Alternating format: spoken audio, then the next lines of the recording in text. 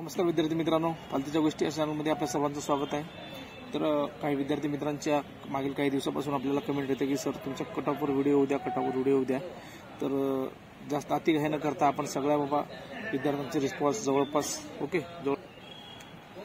तर आपण सगळ्या जे विद्यार्थी मित्रांचे मार्क आलेले आहेत त्याच्यावर थोडा आपण आपला लॉजिक जे आतापर्यंत आपण देत आलेलो आहे आणि विद्यार्थी मित्रांना अचूक कसं काय आपण त्या मिनिट जवळ पोहोचवण्याचं या अनुषंगाने उगाच कमी सांगायचं आणि विद्यार्थी खुश करणे, उगाच जास्त सांगून काहीतरी संभ्रम करणे असं आपण न करता एक साधारण कल काय, कारण ही एक्झाम जी आहे ना अदर मेरिट आणि ह्या मेरिटमध्ये खूप काही फरक आहे। कसं ते तुम्हाला सांगणार आहे। तर बघा मित्रांनो, आतापर्यंतचे जे एक्झाम होते ना त्याला कसं होतं, सेक्शनल कट ऑफ वगैरे काय नव्हतं।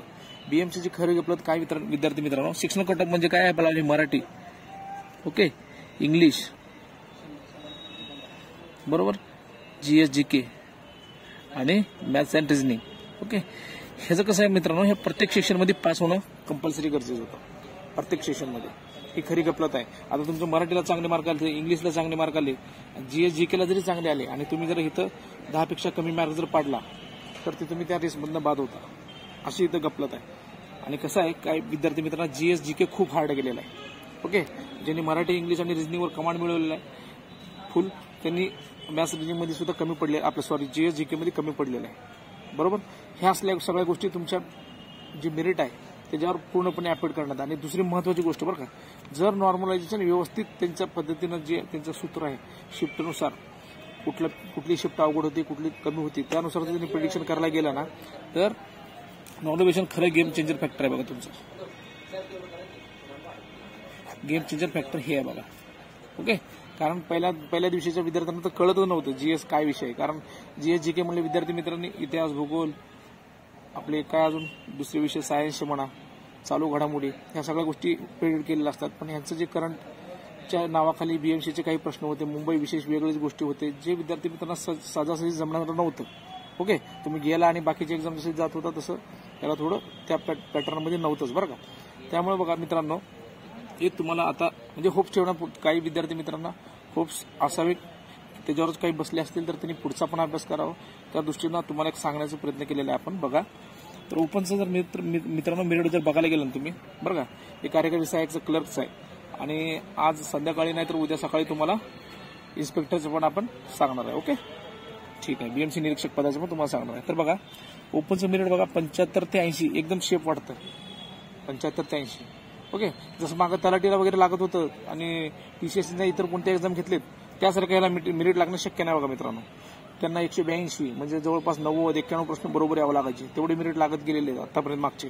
पण ह्याचा थोडा गेम वेगळा वाटतो आणि ह्याचा इम्पॅक्ट पण वेगळा आहे, कारण याला सेक्शनल कट ऑफ आहे आणि जीएसच्या नावाखाली विद्यार्थ्यांना खूप अवघड पेपर गेलेला आहे, ओके।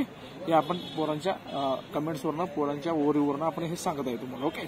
त्यामुळं 75 वाले तुम्ही शेप 99.99% शेप असल्या जमाय आणि त्याला आपण एक टॉलरन्स 3 मार्काचा देऊ किंवा 3 प्रश्नाचा देऊ, सॉरी आपण एक प्रश्नाची संख्या सांगतोय, मार्क सांगत नाही, ओके। 100 प्रश्नापैकी 75 ते 80 प्रश्न जे बरोबर आहेत ते 100% त्यांचं सिलेक्शन होण्याचे चान्सेस आहेत, ओके। एससी एसटी साठी बघा मित्रांनो, जे 70+ आहेत, एससी एसटी साठी सांगतो, जे 70+ आहेत त्यांना 100% त्यांचं पण होप ठेवायला काय हरकत नाही, ओके। पण थोडंफार तुम्ही काय करा, आता यानंतर कुठली एक्झाम आहे, कंबाईनचे वगैरे विद्यार्थी अभ्यास करत असतात, तुम्ही कंबाईनवर फोकस करा, हा रिझल्ट तर येणारच आहे, शेवटी सरळ सेवा आहे, एमपीसीतली पोस्ट असते, ओके। तर त्यामुळं तुम्ही होप्स न सोडता, तर बघा 100% कोणच अचूक सांगू शकत नाही तुम्हाला, पण तुम्हाला एक बाबा समजून जावं की आपण त्या रेंजमध्ये आहे का नाही, ओके। त्या हिशोबाने आपण हे व्हिडिओ बनवलेला आहे। तर बघा मित्रांनो, ओबीसीचं बघा, ओबीसीचं कट ऑफ बघा, जवळपास 73 ±3 घ्या, ओके। ओबीसीचा कट ऑफ 80+ मी सांगू शकत नाही, 80+ तर कट ऑफ लागायला नाही पाहिजे असं मला वाटतंय, कारण हे सेक्शनल कट ऑफचा इश्यू असल्यामुळे आणि जीएसचं जो पॅटर्न आहे तो अवघड झाल्यामुळं कट ऑफ 80च्या पुढं जाईल मला तर वाटत नाही। पण आपण तरी 3 प्रश्नाचा टॉलरन्स दिलेला आहे, जास्तीत जास्त 83 होईल बघा। जास्त जर विचार अति हाय जर त्यांचं नॉर्मलायझेशननुसार मार्क वाढत गेलेत तर, ओके, नाहीतर एवढं मेरिट लागायला पाहिजे, बाकी काय नाही। तुमची जी आता पुढची एक्झाम आहे, ज्या मित्रांचं मार्क त्याच्या रेंजमध्ये आहे ते तुमचं रिझल्ट तर येणारच आहे, असेल तर काय अडचण नाही, पण तोपर्यंत त्याच्यावरच न बसता, कट ऑफवरच न बसता तुम्ही दुसरा आता अभ्यास चालू करा। दुसऱ्या अजून कोण सरळ सेवावाले विद्यार्थी आहेत, सरळ सेवाचे आता कुठल्या एक्झाम आहेत बघा, त्या एक्झामची तयारी, डीसीसी बँक म्हणा, आदिवासी विभागाचा आहे, महिला बालविकास विभागाचा आहे. ओके, हां, समाज कल्याणचे आहेत, चांगले पोस्ट आहेत आपल्या चॅनलवर, तर आपण अपडेट देत राहतो. तुम्ही पण त्या अनुषंगाने तुमचा अभ्यास चालू ठेवा. तुम्हाला पुढच्या एक्झामसाठी ऑल द बेस्ट. ओके, भेटूया पुढच्या व्हिडिओमध्ये. आणि मित्रांनो, आपल्या चॅनलचे अपडेट बघा. चॅनलचं नाव बदला. विद्यार्थी मित्र म्हणले सर कंटिन्यू एवढं भारी देतात, चॅनलच्या नावाबद्दल रिव्ह्यू येतात. तर चॅनलचं नाव जर बदललो तर तुम्हाला ते व्हिडिओ तुमच्यापर्यंत पोहोचायचं नाही.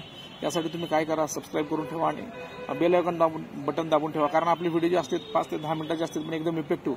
विद्यार्थी मित्रांनी फायदा त्यांना किती झाला ते सांगितल्यामुळे आपण चॅनल माध्यमातून तुम्हाला फक्त गायडन्स करत असतो. ओके, आणि महत्त्वाच्या गोष्टी तुमच्यापर्यंत पोहोचवत असतो. आणि टेलिग्राम चॅनलची लिंक दिलेली आहे, तर तुम्ही जॉईन करून घ्या. तुम्हाला वारंवार सगळ्या गोष्टीचा अपडेट भेटत राहील. ओके, भेटूया पुढच्या व्हिडिओमध्ये. ऑल द बेस्ट तुमच्या पुढच्या एक्झामसाठी. थँक्यू.